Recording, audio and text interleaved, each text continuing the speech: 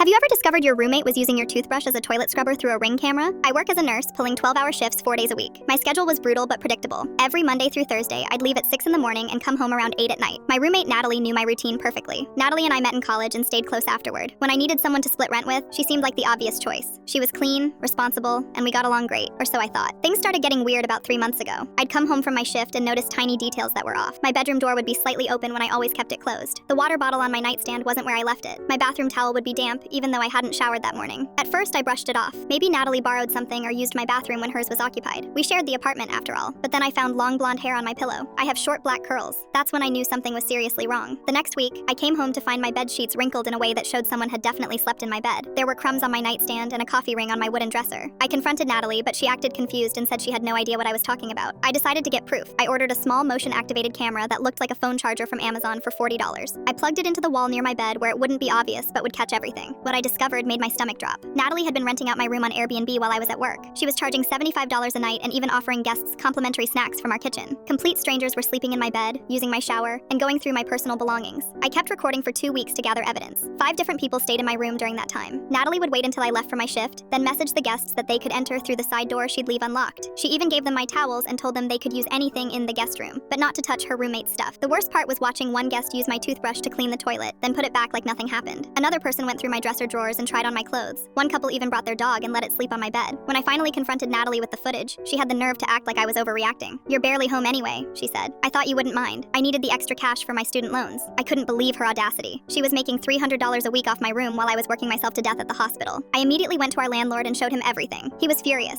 Subletting without permission violated our lease agreement, and having unauthorized guests created liability issues for the building. Natalie got a 3-day notice to vacate. The landlord also threatened legal action if she didn't pay him a portion of the money she'd made from illegally subletting.